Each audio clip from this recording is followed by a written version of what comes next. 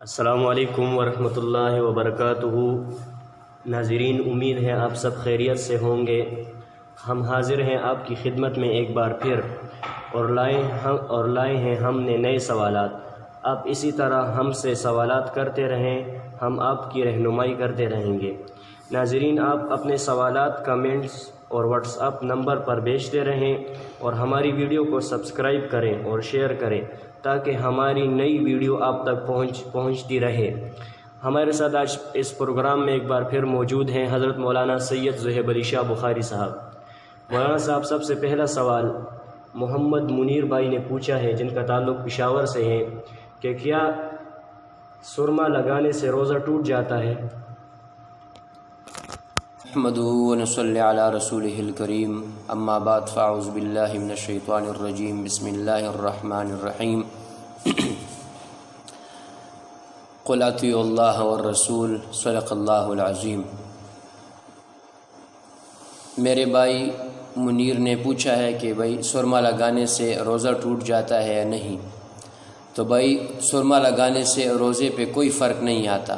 بعض ساتھی اس طرح کہتے ہیں کہ سرما لگا کر اگر آدمی سو جائے اور اس کا ذائقہ یا اس کا رنگ حلق میں آ جائے تو روزہ ٹوٹ جاتا ہے۔ تو اس سے روزے پہ کوئی فرق نہیں آتا۔ اگر حلق میں ذائقہ اور رنگ بھی آ جائے تو روزہ اس سے نہیں ٹوٹتا۔ نمبر 2 محمد نعیم بھائی نے کیا ہے، احتلام، انجیکشن، گلوکوز اور انزال سے روزہ ٹوٹ جاتا ہے یا نہیں؟ سوال اس بھائی نے کہے ہیں کہ احتلام سے روزہ ٹوٹ جاتا ہے، تو احتلام سے روزہ نہیں ٹوٹتا، کوئی فرق نہیں پڑتا۔ آدمی نہا لے اور صرف غڑغڑے نہ کرے اور ناک میں جو ہے نا کلی اوپر تک نہ کرے، اور گلوکوز سے بھی روزہ نہیں ٹوٹتا، جسے ہم عام زبان میں ڈرپ کہتے ہیں، اس سے روزہ نہیں ٹوٹتا۔ اور انجیکشن لگانے سے اگر رگ میں ہو یا گوشت میں ہو تو اس سے روزے پہ کوئی فرق نہیں پڑتا۔ اور 3 دن کو اگر روزے کی حالت میں اپنی بیوی سے جماع ہو جائے تو اس کا کیا حکم ہے؟ روزہ ٹوٹتا ہے یا نہیں؟ اگلے سوال میں ایک آپشن رہ گیا تھا کہ آیا انزال سے روزہ ٹوٹتا ہے یا نہیں ٹوٹتا۔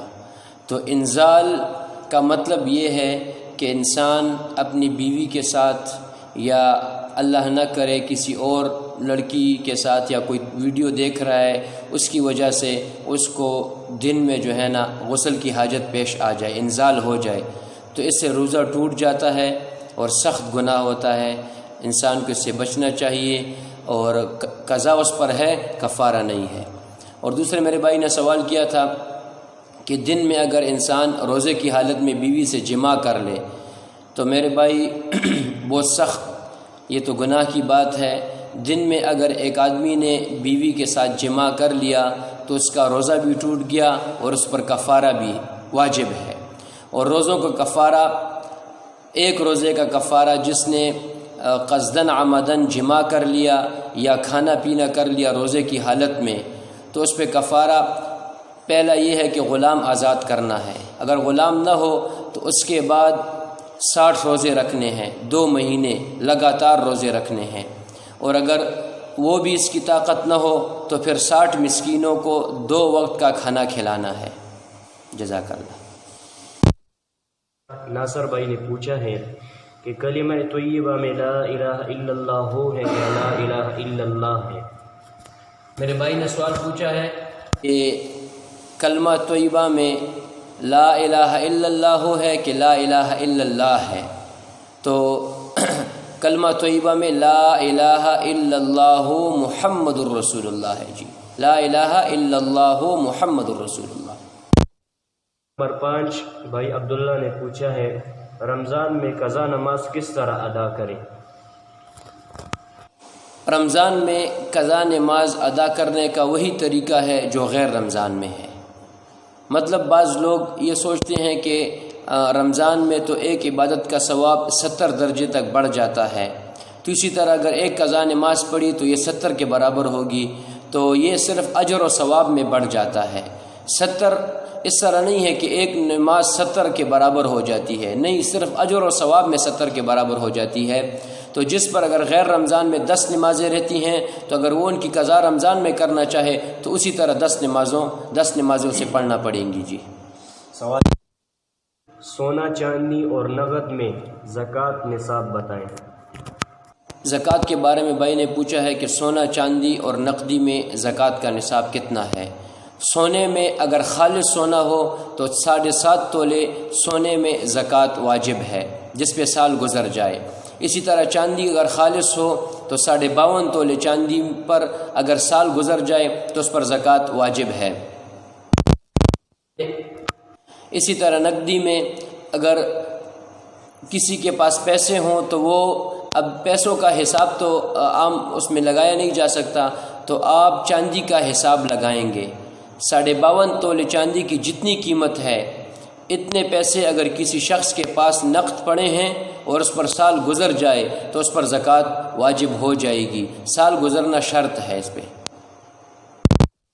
ساتھ سبز علی شاہ حاجی صاحب نے پوچھا ہے صلاۃ تسبیح نماز کا طریقہ بتائیں اور اس کا اجر کیا ہے۔ بھائی نے پوچھا ہے صلاۃ تسبیح نماز رمضان میں لوگ پڑھتے ہیں، بہت اچھی بات ہے۔ صلاۃ تسبیح نماز رسول اللہ صلی اللہ علیہ وسلم نے اپنے چچا کو سکھائی تھی، حضرت عباس رضی اللہ تعالیٰ عنہ کو، اور عباس رضی اللہ تعالیٰ عنہ کو نبی کریم علیہ السلام نے فرمایا تھا کہ چچا آپ کو ایک ایسا تحفہ دینا چاہتا ہوں، عطیہ دینا چاہتا ہوں کہ اس سے آپ کے وہ گناہ جو آپ نے پہلے کیے ہیں، جو بعد میں کیے ہیں، چھوٹے گناہ، بڑے گناہ، دن کے رات کے، آنے والے تمام گناہوں کو اللہ تعالیٰ معاف کر دے گا۔ اور پھر فرمایا اگر آپ کا بس ہو، آپ کی طاقت ہو تو روزانہ پڑھو، روزانہ کی طاقت نہ ہو تو ہفتے میں پڑھو، ہفتے کی نہ ہو تو مہینے میں پڑھو، مہینے کی نہ ہو تو سال میں، اگر سال میں پڑھنے کی طاقت بھی نہ ہو تو زندگی میں ایک بار ضرور اس کو پڑھ لیں۔ تو میرے بھائیو، صلاۃ تسبیح نماز کا طریقہ یہ ہے، 2 طریقے ہیں، ایک اسی حدیث میں ہے اور دوسرا طریقہ عبداللہ ابن مبارک رحمۃ اللہ علیہ نے سکھایا ہے، جو امام ابو حنیفہ رحمۃ اللہ علیہ کا شاگرد ہے اور امام بخاری رحمۃ اللہ علیہ کا استاد ہے۔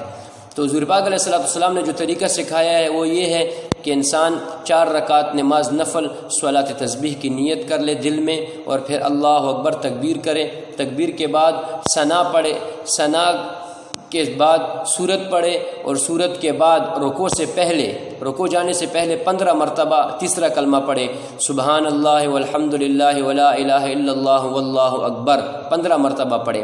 پھر رکوع میں چلا جائے، رکوع میں تسبیحات کے بعد 10 مرتبہ تیسرا کلمہ پڑھے، پھر قوم سمع اللہ لمن حمدہ، قوم جس کو کہتے ہیں، اس میں 10 مرتبہ تیسرا کلمہ پڑھے، پھر سجدے میں چلا جائے، اس میں 10 مرتبہ تیسرا کلمہ پڑھے، پھر سجدے سے اٹھ کے جسے جلسہ کہتے ہیں اس میں 10 مرتبہ تیسرا کلمہ پڑھے، پھر دوسرے سجدے میں چلا جائے، پھر 10 مرتبہ تیسرا کلمہ پڑھے، اور پہلی رکعت میں اٹھنے سے پہلے بیٹھ جائے اور 10 مرتبہ تیسرا کلمہ پڑھے، پھر دوسری رکعت کے لیے کھڑا ہو جائے، اسی طرح 4 رکعتیں مکمل کرے۔